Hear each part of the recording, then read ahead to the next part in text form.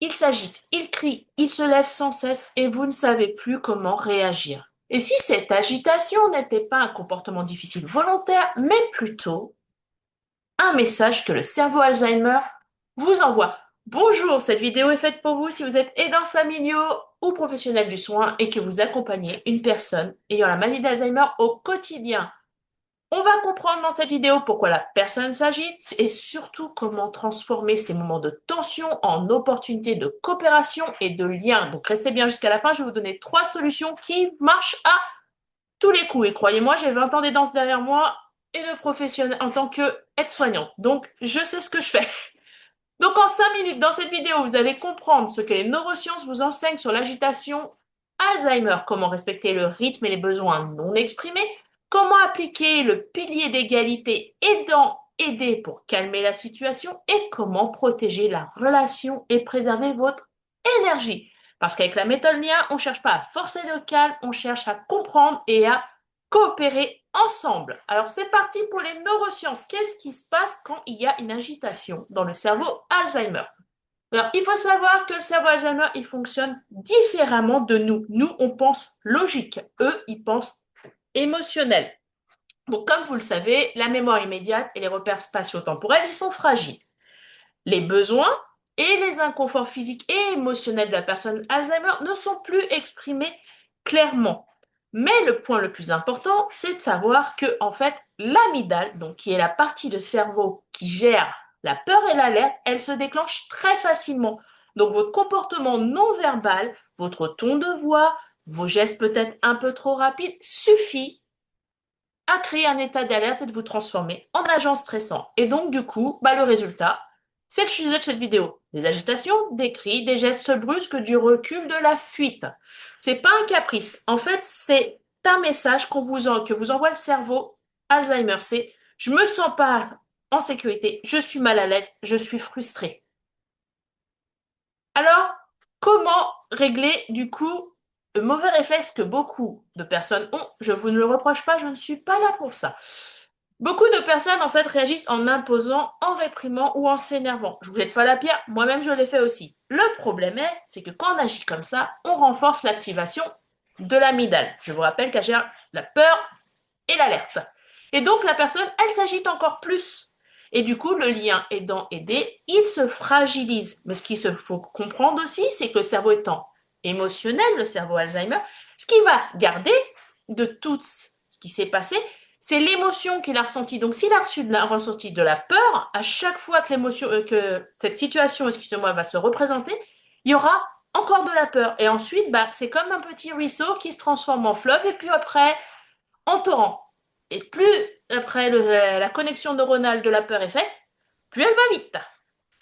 Donc avec la méthode lien, dont je suis la créatrice, on ne cherche pas à dominer, mais on va chercher à comprendre le message et surtout on va respecter un pilier d'égalité entre les dents et les dés. Et voilà ce qui vous intéresse le plus, la solution en 3 étapes pour éviter ce genre de problème.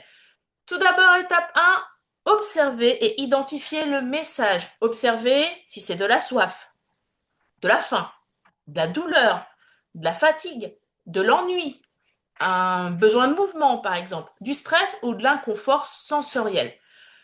Ce que nous expliquent les neurosciences, c'est que si vous identifiez la source du problème, vous allez réduire d'office l'activation de l'amygdale et préparer le cortex préfrontal. Donc c'est le cortex qui permet de gérer la régulation et la planification.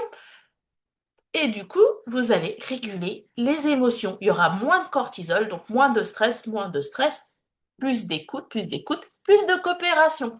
Étape numéro 2, vous allez toujours offrir des micro-choix. Alors ça peut être par exemple, vous voulez marcher un peu. Je vous rappelle qu'il ne faut pas dépasser 7 mots. Voulez-vous vous asseoir? On fait un petit encas maintenant. En fait, ce qui se passe, c'est que quand il se passe quelque chose comme ça et que vous offrez un micro-choix, c'est comme si vous appuyez sur le bouton d'alerte en disant stop, tu t'arrêtes. Et ça va automatiquement rendre un sentiment de contrôle. Et du coup, si vous avez un sentiment de contrôle chez la personne Alzheimer, c'est que le pied d'égalité il est respecté. Le sien, mais aussi le vôtre. Parce que la personne, ça va bloquer tout son sentiment de peur et elle va se dire, OK, on me demande quelque chose. Je dois réagir à ce que me dit la personne en face. Et donc, étape numéro 3, on va sécuriser émotionnellement, puisque le cerveau Alzheimer, il est émotionnel. Donc, ça peut être des petites phrases tout simples comme je comprends que ce n'est pas facile. On va y aller doucement, ensemble. En fait, plus vous allez sécuriser émotionnellement ce qui se passe chez la personne, donc surtout, vous validez toujours les émotions quelles qu'elles soient, que ce soit de la tristesse, de la colère ou autre, eh ben, vous allez diminuer la réponse d'alerte. Si vous préférez, dès que vous allez créer un sentiment de sécurité, vous allez envoyer un signal au cerveau Alzheimer qui va s'analyser en disant, OK, la personne en face, c'est pas un agent stressant, elle veut mon bien. Et là, vous allez planter une petite graine. Et à force de sécuriser, la petite graine, elle va pousser. C'est comme tout à l'heure avec cette histoire de torrent. Vous allez avoir votre petit filet d'eau, puis votre ruisseau, puis votre fleuve, et plus après, votre mer et votre océan. Et plus vous allez sécuriser à chaque fois, moins le négatif va apparaître. Et un jour, il va s'éteindre. Alors, c'est quoi les bénéfices concrets, en fait, d'appliquer ces étapes? Bah déjà, vous allez réduire l'agitation naturellement. Il n'y aura pas d'opposition parce qu'en fait, le cerveau qui est en stress, si vous lui donnez un choix, il s'arrête. Il comprend que il a été trop loin d'une certaine manière. Et donc, vous aurez moins de stress, moins de fatigue pour vous en tant qu'accompagnant, plus de dignité et de coopération pour la personne que vous accompagnez. N'oubliez pas que vous lui rendez du choix, donc vous la laissez maîtresse de sa vie.